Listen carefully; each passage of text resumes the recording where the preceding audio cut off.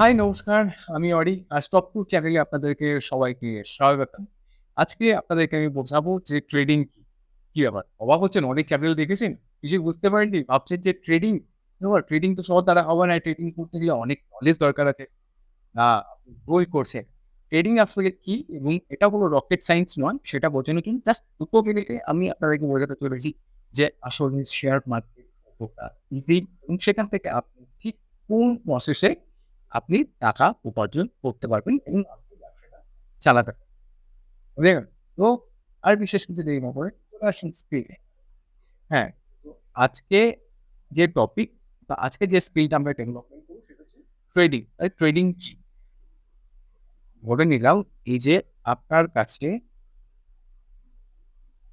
আপনার কাছে একটা ১ বিঘে জমি আছে এবং সেই ১ বিঘে জমিতে আপনি আলু চাষ করছেন এবং আলু চাষ বর্তমান ডিস্ট্রিক্টে কোথায় বেশি হয়? মেমারি বা আশেপাশে, মেমারির আশেপাশে বর্তমানে অনেক জায়গাগুলোতে প্রচুর পরিমাণে বিঘে, বিঘে জমিতে আলু চাষ হয়। ঠিক আছে? এবার এই যে জমিতে আপনি আলু চাষ করেছেন, আপনার মতো আরো অনেক কৃষক আছে যারা আলু চাষ করেছে। ঠিক আছে? বিষয়টা ওখানে না। বিষয়টা হচ্ছে যে একটানা ধরে নিন ১০ দিন বৃষ্টি হলো। এই যে বর্ধমান ডিস্ট্রিক্টে এত বৃষ্টি হলো একটানা ১০ দিন, যার কারণে এই যে চাষীগুলো আলু চাষ করেছিল, সে আলুর জমিতে প্রচুর পরিমাণে জল জমে গেছে। মানে এই জল জমে যাওয়ার কারণে ৭০% আলু নষ্ট হয়ে গেছে। ৭০% আলু প্রায় নষ্ট হয়ে গেছে জলের তলায়। আর চাষীদের ৩০% আলু আর ইউজেবল যেটাকে বিক্রি করতে পারে। এবার আপনি বর্তমান ডিস্ট্রিক্ট বিভিন্ন জায়গায় ঘুরে বেড়ান এবং ঘুরে বেরিয়ে বিভিন্ন মার্কেটে গেলেই যেমন আলু মার্কেট হয়, বিভিন্ন জায়গায় জামা কাপড়ের মার্কেট হয়।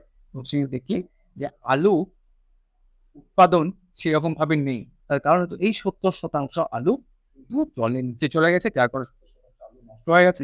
আর এই যে ৩০% আলু, যে ৩০% আলুটা কিন্তু বেঁচে আছে। এবার আপনি বলুন তো যে আগামী ১ মাসের মধ্যে যখন আলুটা উঠবে, আগামী ১ মাসের মধ্যে যখন আলুটা উঠবে, তখন এই আলুর দামটা বাড়বে না কমবে? ঠিক আছে? আপনি কমেন্টে গিয়ে জানিয়ে দিন যে আলুর দামটা আগামী ১ মাসে যখন আলুটা উঠবে, তখন আলুর দামটা বাড়বে না কমবে? ঠিক ধরেছেন, আলুর দামটা বাড়বে। এখানেই আপনার ট্রেডিং এর অধিকাংশ জিনিসটা শেখা হয়ে গেছে। এবার বিভিন্ন যে মার্কেট রয়েছে, সেখানে আলু বিক্রি হয়। তেমনই আপনি কি করলেন না সেই সময় বুদ্ধি করে যখন দেখলেন যে ৭০% আলু নষ্ট হয়ে গেছে বর্ধমান ডিস্ট্রিক্টে আর ৩০% আলু বেঁচে আছে, তখন আপনি একটা প্ল্যান করলেন, একটা স্ট্র্যাটেজি করলেন। সেই সময়ে বর্তমান সময়ে আপনি ৳৪০ দিয়ে ১০০ কেজি আলু কিনে রাখেন। এবার কি হলো? আপনি জানতেন, আপনি এনালাইজ করেছেন মার্কেটে ৭০% আলু বর্ধমান ডিস্ট্রিক্টে বৃষ্টির কারণে নষ্ট হয়ে গেছে, ৩০% আলু আর বেঁচে আছে।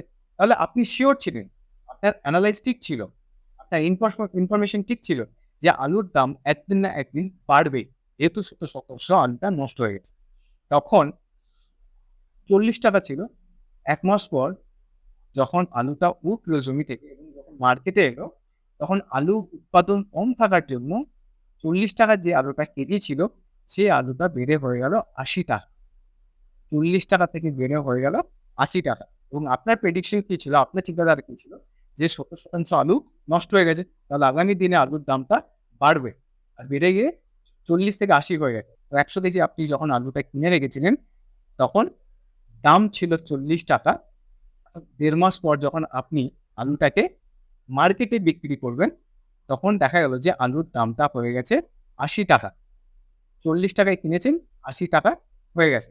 তাহলে এই ১০০ কেজি যখন আপনি কিনেছেন ৳৪০ তে, ৳৮০ যখন বিক্রি করবেন, তাহলে আপনার 100% প্রফিট। আপনি এবার পুরো ব্যাপারটা বুঝতে পেরেছেন। আপনি মার্কেট এনালাইজ করেছিলেন। মার্কেটে আপনি গেছিলেন, বর্ধমান ডিস্ট্রিক্টে বিভিন্ন মার্কেটে গেছিলেন এবং সেখানে গিয়ে আপনি দেখলেন যে আলু উৎপাদন কিন্তু এই বছর অনেক কম। তার কারণ হচ্ছে ৭০% জলের নিচে চলে গেছে। এটা ছিল আপনার এনালাইজ। ঠিক আছে? আপনি মার্কেট করেছেন, মার্কেট দেখেছেন। তখন সেখান থেকে আপনি ১০০ কেজি আলুটা কিনেছিলেন এবং সেটা যখন বিক্রি করেন তখন আলুর দামটা হয়ে গেল ৳৮০। তাহলে এখানে আপনি প্রফিট করলেন। এই জিনিসটা আসলে হয় শেয়ার বাজারে বা শেয়ার মার্কেটে। এবার আপনি বলবেন যে দোকানে যারা আলু বিক্রি করে তারা কাস্টমার আসেন সেটাকে আলুটাকে বিক্রি করে। তাহলে আমরা শেয়ার বাজারে কিভাবে এই আ শেয়ারগুলোকে কিনবো এবং সেল করব? খুব সিম্পল আছে পুরো ব্যাপারটা। আপনি যখন কোনো ডিম্যাট অ্যাকাউন্ট করবেন, আপনি যেই ব্রোকারের সঙ্গে যুক্ত থাকবেন সেখানে জাস্ট আপনি যাবেন। যাওয়ার পর আপনি যেকোনো শেয়ার সেল বাটনে ক্লিক করলে সেল হয়ে গেলে, বাই বাটনে ক্লিক করলে বাই হবে। এবার আপনি সেই কোয়ান্টিটির উপর ডিপেন্ড করে মার্কেট এনালাইজ করে মার্কেটের কনফার্মেশন পাওয়ার পরে আপনি সেই শেয়ারটাকে কিনেন এবং যেই শেয়ারটাকে জাস্ট এগিয়ে বিক্রি করবেন। এটাই হচ্ছে শেয়ার মার্কেট। এবার শেয়ার মার্কেটে আরো ডিটেইলস ভিডিও আছে, আরো ডেপথে ঢোকা যায়। সেই ডেপথে ঢোকার জন্য আমি আপনাদেরকে আরো একটা নেক্সট ভিডিও নিয়ে আসতে চলেছি। সেই ভিডিওর মধ্যে আপনি ট্রেডিং হিসেবে ডিটেইলস আপনি পেয়ে যাবেন।